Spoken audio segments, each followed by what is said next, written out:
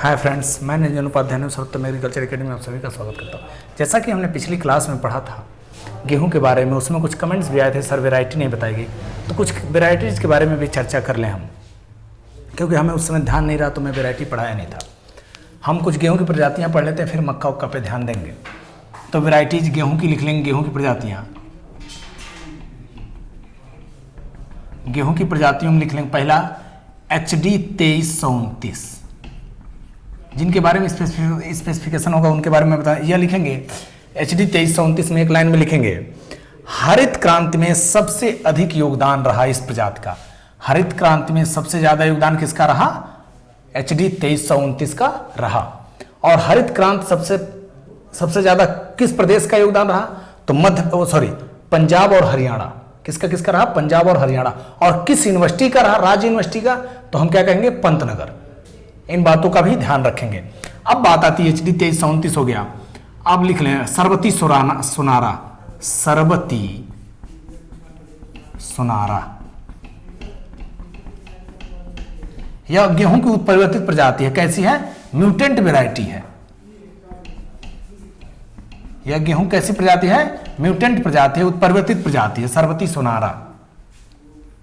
अब लिखेंगे पूसा बेकर। अभी ये हाल में 2015 के करीब निकली है ये वैरायटी, पूसा बेकर। ये यूरोपियन जो कंटिनेंट है, यूरोपियन कंट्रीज में सबसे ज्यादा इसकी डिमांड है। बिस्किट के लिए अच्छी मानी जाती है। किसके लिए? बिस्कुट बनाने के लिए, जैसे हम बिस्किट लिखते हैं लेकिन हम लोग हिंदी में क्या पढ़ते हैं? बिस्कुट बनाने के लिए या बिस्किट बनाने के लिए किया जाए, इसका प्रयोग करते हैं पूसा बेकर का। फिर आप लिख लेंगे लोक-1, LOK, लोक-1। मध्य प्रदेश साइड उस क्षेत्रों में ज्यादा फेमस है लोक-1। अब लिखेंगे PBW 343, PBW 343। इसके बाद से आप लिख लेंगे PBW 345, PBW 345। गंगा वैरायटी का नाम लिखेंगे गंगा, सिर्फ गंगा, क्योंकि अगर गंगा 1 गंगा 2 कर लेंगे तो मक्के की प्रजाति थी गंगा। अब फिर आगे मालवीय, अटल, मालवीय, अटल,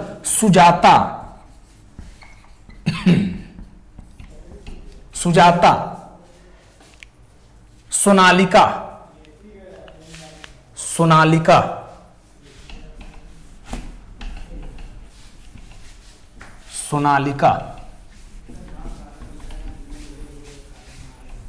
जनक। सोनालिका के बाद लिखेंगे जनक, सोनालिका,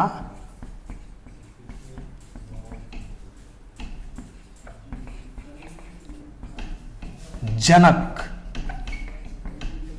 उसके बाद से लिख लें आप सोनालिका लिख लिया, जनक लिख लिया, और आप HD 2285।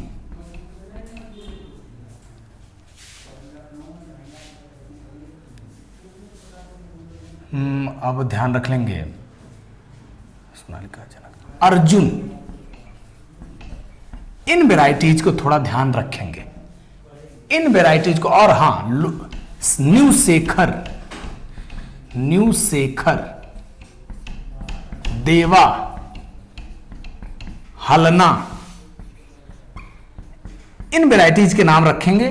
तो पूसा गोल्ड ये वेराइटी आई है, पूछी गई है, पूसा गोल्ड, बोल्ड नहीं, पूसा गोल्ड। ऊजा, अपूर्वा।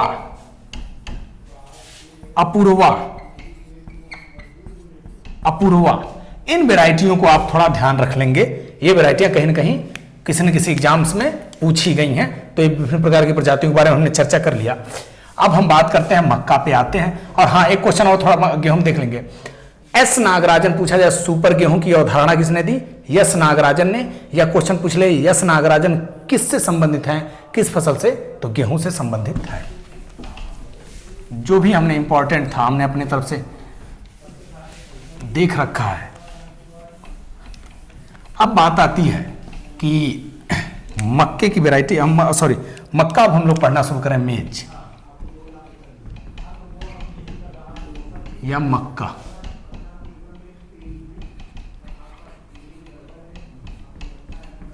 बॉटनिकल नेम होता है, ध्यान रखते जाएं, जिया मेज, फैमिली ग्रेमनी या पोएसी, गुणसूत्र 20,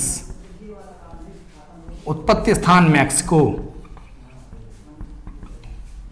कार्बोहाइड्रेट 70%, ज्यादातर अनाज वाली फसलों में 70% कार्बोहाइड्रेट होता है, नॉर्मली ये मान के चलते हैं हम लोग। प्रोटीन 10 से 12%, फैट 4 से 4.5%, फैट आपका 4 से 4.5%। इन चीज का ध्यान रख लें, थोड़ा सा इन चीज का ध्यान रखेंगे। फैट 4 से 4.5%। और अगर अब हम बात करें, अब ध्यान रखेंगे, मक्के को अनाजों की रानी कहते हैं, गेहूं को अनाजों का राजा कहते हैं, मक्के को अनाजों की रानी कहते हैं। विश्व में सबसे ज्यादा मक्के का उत्पादन अमेरिका में होता है, सबसे ज्यादा अकेले मक्का उत्पादित करता है 50% से अधिक। और दूसरे नंबर पे चाइना, भारत का स्थान 6वां है मक्का उत्पादन में। सबसे ज्यादा मक्के का आयात करने वाला देश है जापान, और सबसे ज्यादा मक्के का निर्यात करने वाला देश है अमेरिका। इन बातों को भी हम थोड़ा ब्रीफ में ध्यान रख लें, सुन लें। अब बात आती है कि कुछ क्वेश्चंस लिखते चलेंगे। मक्का को बैकबोन ऑफ अमेरिका कहते हैं, अमेरिका की रीढ़ की हड्डी भी कहते हैं। मक्के को क्या कहते हैं? बैकबोन ऑफ अमेरिका या अमेरिका की रीढ़ की हड्डी भी कहते हैं। अब दूसरी रही बात, मक्के में लिखेंगे, मक्के में मोनोसियस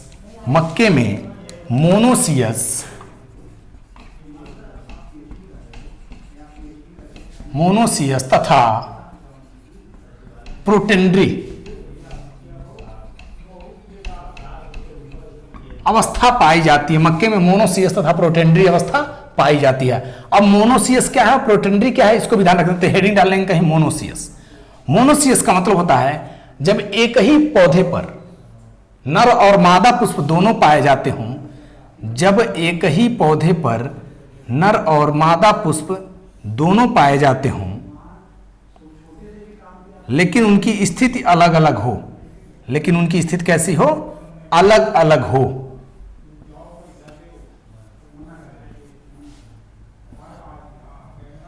सपोज ये मक्के का पौधा है, यहां भुट्टा निकला है। ये क्या है? भुट्टा है जिसमें ग्रेन्स लगते हैं। ये फॉर्मली हमने एक फिगर बनाया है, आप इसको थोड़ा समझने की कोशिश करें। ये ऊपर का क्या होता है, जिसे हम क्या कहते हैं? टेसल या जीरा। गांव में जीरा बोलते हैं या टेसल बोलते हैं। टेसल तो साइंस एक तरीके से देखा जाए तो किताबी लैंग्वेज है, ठीक ठाक। सिल्क है या फीमेल पार्ट है। मैंने परिभाषा क्या बताया? मोनोसियस क्या है? जब एक ही पौधे पर नर और मादा पुष्प दोनों पाए जाते हों, लेकिन उनकी स्थिति अलग अलग हो। देखो नर कहां, टेसल कहां है? टेसल। और सिल्क कहां है? यहां। तो नर और मादा पुष्प दोनों हैं, लेकिन उनकी स्थिति अलग अलग है, एक ही पौधे पर है। तो अगर पूछा जाए, क्वेश्चन क्या बने, तो मोनोसिस का मतलब होता है उभयलिंगाश्रयी। मक्का कैसा है? उभयलिंगाश्रयी। अब रही बात प्रोटेंड्री। प्रोटेंड्री का मतलब होता है नर भाग का पहले परिपक्व होना। नर भाग का पहले परिपक्व होना।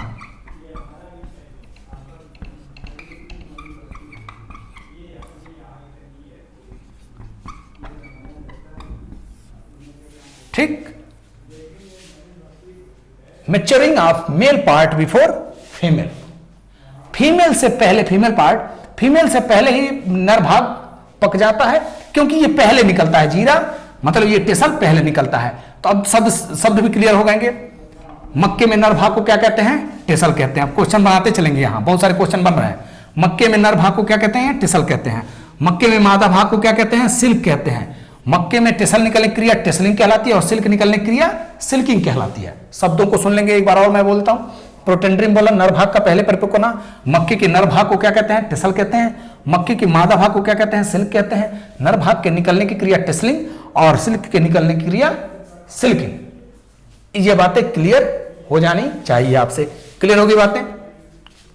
अब लिखेंगे, मक्के में जीन प्रोटीन पाई जाती है। कौन सी प्रोटीन पाई जाती है? Gene protein. आप जीन नाम से एक शराब भी आती है जो अमेरिका में फेमस है, अपने यहां भी कहीं देखी जाती है, कहीं कहीं। मक्के से, तो मक्के से जो शराब बनती है उसका क्या नाम है? जीन शराब, ZEIN।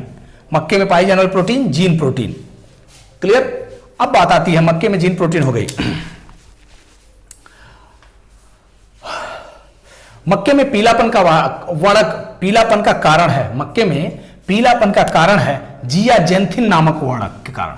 मक्के में पीलापन किसके लिए होता है? किसके कारण होता है? जियाजेंथिन नामक वर्णक के कारण। जियाजेंथिन नामक वर्णक के कारण मक्के में पीलापन पाया जाता है। इस बात का ध्यान रखेंगे। जंपिंग जीन की खोज बारबरा मैकलिंटॉक ने इसी पे की थी, ये भी ध्यान है। यही नॉर्मली क्वेश्चन आपके लेवल में इतना आता है कि जंपिंग जीन की खोज बारबरा मैकलिंटॉक ने मक्के के पौधे पर की थी, इस बात का भी ध्यान रखेंगे। अब शब्द ही क्लियर है। जंपिंग जीन दो तरीके होते हैं, एक कॉपी और एक कट। एक में जंप करके सीधे कॉपी पेस्ट करता है एक का डीएनए, और दूसरे में क्या होता है? सीधे कट के और दूसरे जगह आता है। तो ये क्लियर होगी बातें। आप खैर आपसे पूछा जाएगा कि जंपिंग जीन की खोज किस पौधे पर हुई थी, तो मक्के पे। किसने की थी? तो बारबरा मैकलिंटॉक ने। इतनी बातें आप ध्यान रखें। अब लिखेंगे विश्व में, स्लैश लगा के ऐसे लिखेंगे, मैं बता रहा हूं। विश्व में मतलब ग्लोबल लेवल पे या भारत में, विश्व में या भारत में मतलब इन इंडिया और वर्ल्ड, ठीक। मक्के की कई जातियां उगाई जाती हैं। मक्के की कई जातियां, कई उपजातियां उगाई जाती हैं जो निम्नलिखित हैं। मतलब जिया मेज की कई उपजातियां उगाई जाती हैं जो निम्नलिखित हैं। पहला लिखेंगे flint corn. Flint corn,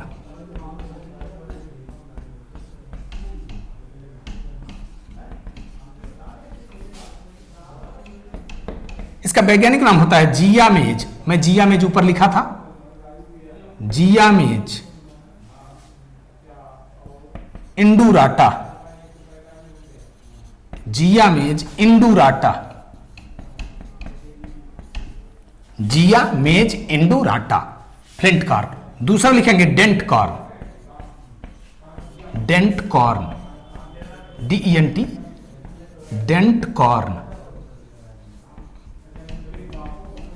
Zea mays indentata, जिया मेज इंडेंटाटा।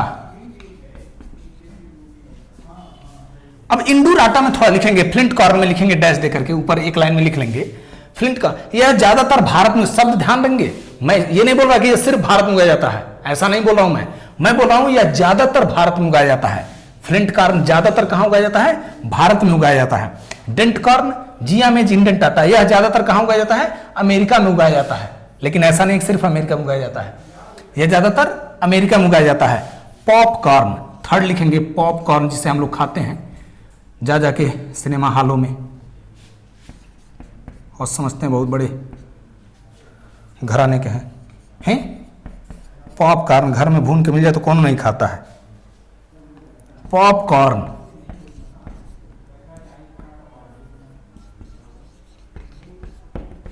जिया मेज इवर्टा, जिया मेज इवर्टा,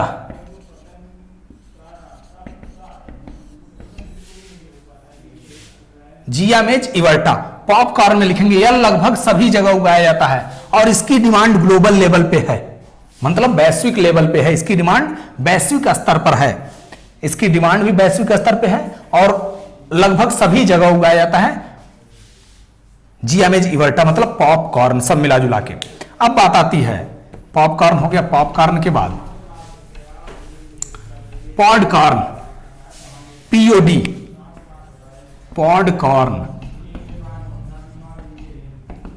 जिया मेज ट्यूनिकाटा, जिया मेज ट्यूनिकाटा, ट्यूनिकाटा। यह प्रिमिटिव टाइप का होता है। कैसा होता है? प्रिमिटिव, प्रिमिटिव टाइप का मक्का है। प्रिमिटिव मतलब प्राचीन प्रकार का मक्का है। यह कैसा मक्का है? प्राचीन प्रकार का मक्का है। यह कैसा मक्का है? प्राचीन प्रकार का मक्का है। इस बात का भी ध्यान रखेंगे। अब बात आती है स्वीट कॉर्न, मतलब मीठी मक्का। जिसे कहते हैं, उसका वैज्ञानिक नाम लिखेंगे जियामेच सेक्केराटा। सर्करा से याद रख लेंगे उसे, जियामेच सेक्केराटा। सर्करा से उसको याद रख लेंगे कि जियामेच सेक्केराटा। ये विभिन्न विभिन्न प्रकार के मक्के उगाए जाते हैं, इनका नाम आप ध्यान रखेंगे। भारत वाला, अमेरिका वाला जरूर याद रखें, और पॉपकॉर्न, बाकी तो सब ठीक है। अब बात आती है, लिखेंगे बीज दर। और एक बात ध्यान रखेंगे, चलो पहले बीज दर लिख लो फिर बताते हैं। बीज दर लिखें, संकर मक्का, संकर मक्का की बीज दर 20 से 25 किलोग्राम। हाइब्रिड 20 से 25 किलोग्राम प्रति हेक्टेयर। कंपोजिट या संकुल, संकुल 18 से 20 किलोग्राम प्रति हेक्टेयर। कंपोजिट हो गया आपका। अब लिखेंगे स्पेसिंग 60 गुणे 20 से 25 सेंटीमीटर।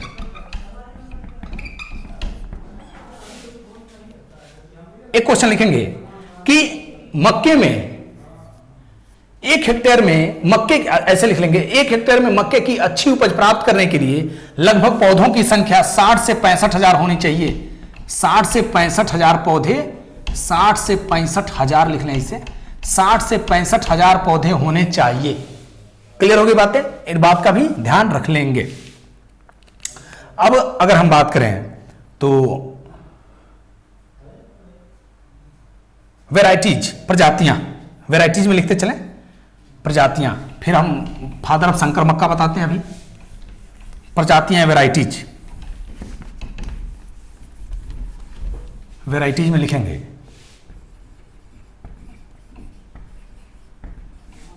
वेराइटीज में लिखे संकर वेराइटी, संकर प्रजातियां लिखेंगे गंगा वन, गंगा वन लिखेंगे। यह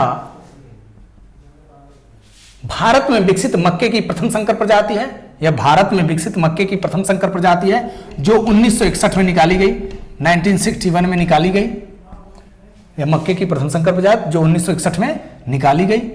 ठीक, अब लिखेंगे डेक्कन, डेक्कन इसी समय ये भी निकाली गई, पर ये कुछ महीना पहले निकल गई थी, बाद में डेक्कन, रंजीत, डेक्कन के बाद रंजीत, गंगा 2 3 4 5 6, शक्तिमान 1, शक्तिमान 2, शक्तिमान 1, शक्तिमान 2। फिर आप लिख लेंगे हाई स्टार्च, हाई स्टार्च बहुत बार पूछी गई प्रजाति है, हाई स्टार्च। प्रोटीना शक्ति रत्ना, प्रोटीना शक्ति रत्ना। इन तीनों को ऐसे करके लिख लेंगे, इन तीनों में, प्रोटीना शक्ति रत्ना में लाइसिन की अधिकता होती है। वैसे नॉर्मली मक्के में लाइसिन की कमी होती है, मक्के में नॉर्मली लाइसिन की कमी होती है, लेकिन प्रोटीना शक्ति रत्ना में लाइसिन की अधिकता होती है। इस बात का ध्यान रखेंगे। ठीक, अब ये बातें हो गई।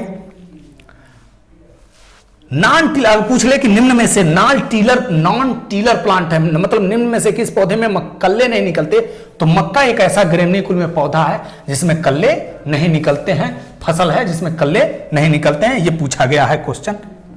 हो गई बातें? तो ये आपका हो गया संकर प्रजातियां। अब बात आती है संकुल, तो उसमें भी लिख लेंगे संकुल प्रजातियों में कुछ संकुल प्रजातियां हम लिखेंगे, संकुल प्रजातियां या कंपोजिट लिखेंगे प्रताप, जवाहर, सोना, Vikram, Vikram, Kisan, Amber. These are the different types of, ये इन बातों का भी ध्यान रख लेंगे। ये वेराइटियां हैं मक्के की, इनको भी थोड़ा ध्यान रख लेंगे आप। अब संकुल प्रजातियां हो गई इनकी।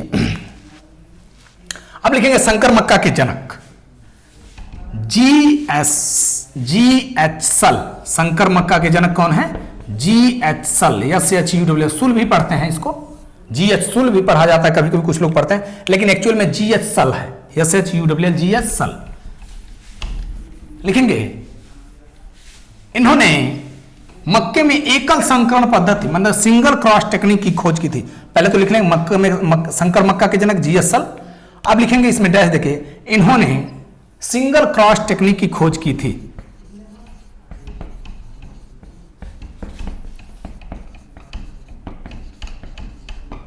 मतलब एकल संकरण पद्धति की खोज की थी, मक्के में एकल संकरण पद्धति की खोज की थी।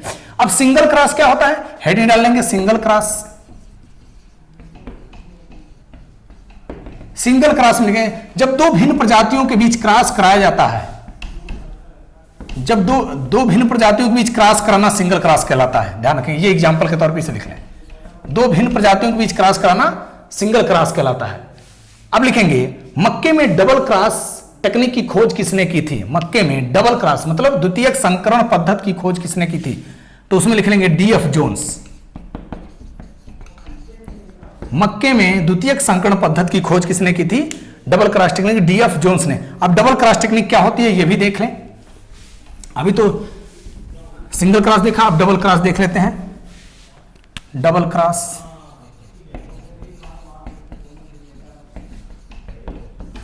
डबल क्रॉस में अगर हम देखें तो आपका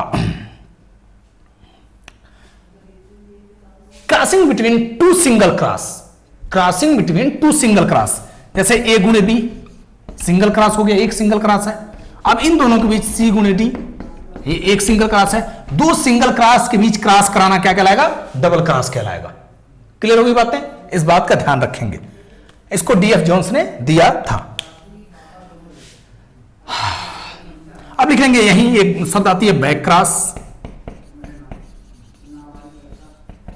बैक क्रॉस में लिख लेंगे, खैर पता नहीं पूछे ना पूछे, जान लें चलो थोड़ा सा, जब ऐसी बात है तो।